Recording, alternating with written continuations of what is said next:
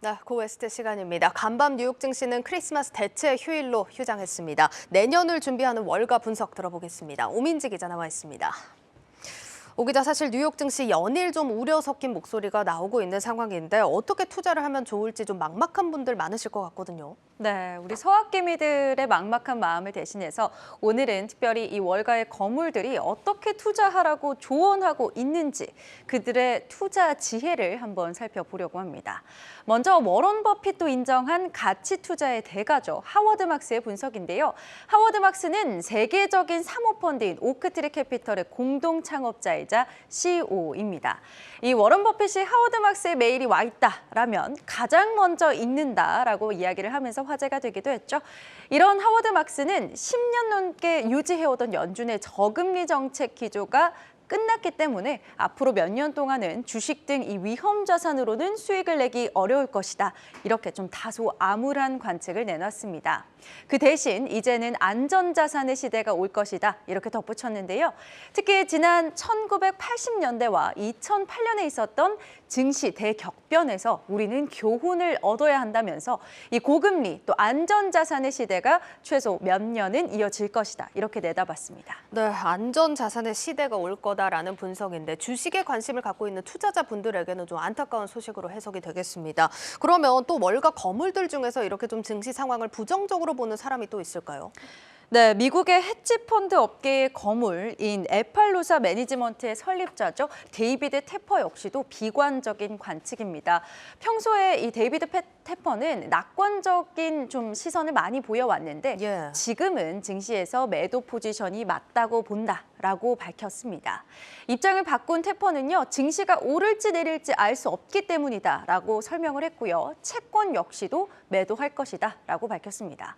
또 월가의 족집게다라고 불리기도 하는 마이클 윌슨 모건 스탠리 수석 전략가는요. S&P 500 지수 내년에 새로운 최저치를 기록할 가능성이 있다라면서 보수적인 전망을 내놨습니다. 1분기에는 3,000에서 3,300까지 하락을 한 이후에 내년 말쯤이 되면은 3,500에서 3,900까지 회복할 수도 있겠다 이렇게 봤습니다. 그러면서 투자자들에게 약세장에서 일시적으로 반등하는 함정을 말하는 이 베어 마켓 트랩에 빠지지 않도록 조심하라고 조언했습니다. 좀 쉽게 정리를 해보면 내년 시장이 잠깐 반등할 수 있어도 내년 전반적으로 주식으로 수익 내기는 굉장히 어려운 한 해가 될 거다 이런 전망입니다. 좀 부정적이긴 한데 반대로 그러면 내년 증시에 좀 기대를 거는 사람은 없을까요? 네, 희망론도 좀 살펴봐야겠죠. 이 올 한 해 서학개미들의 공공의 적이 되어버린 인물이 있습니다. 일론 머스크 테슬라 CEO인데요. 내년 미국 증시에 기회가 있을 것이다. 이렇게 머스크가 발언을 했습니다. 현지 시간으로 지난 23일에 일론 머스크가 트위터 대담을 통해서 말한 건데요.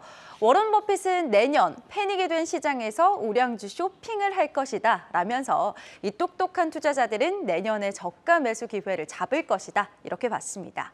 사실 지난 2020년에는 머스크가 팟캐스트에서 워런 버핏을 지루한 인물이다라고 평가한 바 있는데요.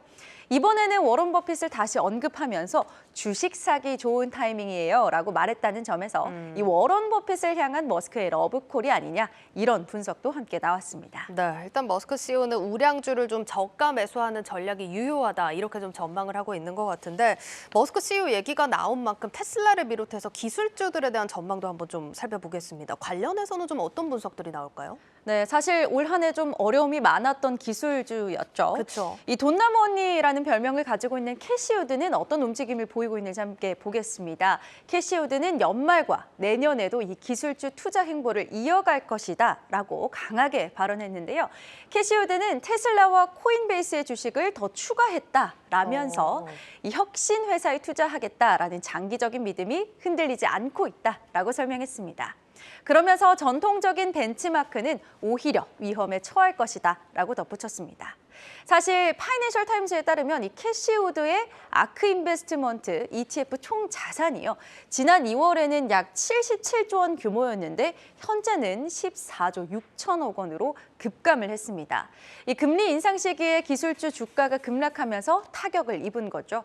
그럼에도 이 캐시우드는 여전히 기술주 투자를 고집하면서 투자 기회로 삼겠다 이런 의지를 내비치고 있습니다. 네, 캐시우드 이런 행보가 고집일지 해안일지는 내년에 또 결판이 나겠죠. 캐시우드 어떤 결실로 좀 이어질지 보는 것도 좀 관전 포인트로 지켜보시면 좋을 것 같습니다. 그리고 뭐 캐시우드도 잠깐 언급을 했지만 코인 마켓 시장도 좀 분석을 해볼게요. 사실 올 한 해 정말 이슈가 많지 않았습니까? 코인 시장. 네, 맞습니다. 어떤 코멘트가 나왔는지 살펴보도록 하겠습니다. 이 실리콘밸리의 전설적인 투자자이자 또 비트코인 강세론자로 알려진 팀 드레이퍼가 관련해서 언급을 했습니다. 이 드레이퍼는 FTX 사태로 비트코인 약세장이 당분간 지속되겠지만 내년에는 다시 25만 달러를 찍을 것이다 라고 말했습니다. 심지어 그 시기가 6월이 될 것이다 라고 이야기를 했는데요. 6개월 안에 현재 수준인 16,000달러 수준에서 약 1,400% 어마어마한 상승률을 보여야 한다라는 겁니다. 반대로 이 비트코인이 더 최악을 볼 수도 있다 이런 관측도 있습니다. 이 모비우스 캐피털 파트너스의 마크 모비우스 공동 창업자는요. CNBC와 인터뷰하면서 비트코인이 내년에는 지금보다 40% 더 떨어진 $10,000가 될 수도 있다라고 말하기도 했습니다. 네, 주식과 코인 둘 다 사실 극과 극의 전망만 나오는 것 같습니다. 그만큼 예측이 좀 힘들다 이렇게 좀 해석을 해야 할 것 같습니다. 자, 이제 오늘 밤 뉴욕 증시가 개장을 하면 거래일 정말 얼마 남지 않은 상황입니다. 어떤 부분에 좀 주목을 하면 좋을까요? 네, 지금 오랜만에 또 개장하는 미국 증시인데요. 예. 오늘 미국 증시에서는 이 지수의 추이에 좀 더 관심을 가져보시는 것도 좋겠습니다. 월가의 전설로 불리는 아트 캐신 UBS 이사가요. S&P 500 지수의 매우 중요한 지점이 바로 3,800선이다라고 언급을 했기 때문인데요. 연말 산타랠리가 이 지지선인 3,800선을 방어하느냐 아니냐 이 여부에 달렸다라고 분석한 겁니다. 지난 목요일에는 장중에 3,760선까지도 떨어졌지만 종가는 3,820선에서 마감하면서 방어에 성공했는데요. 금요일도 3,840선으로 상승 마감했습니다. 오늘 밤 개장하는 미국 증시에서 S&P 500 지수 상황 보시면서 남은 올해 연말 증시 전략 생각해 보시면 좋겠습니다. 네, 여기까지 듣겠습니다. 고베스트 오민지 기자였습니다.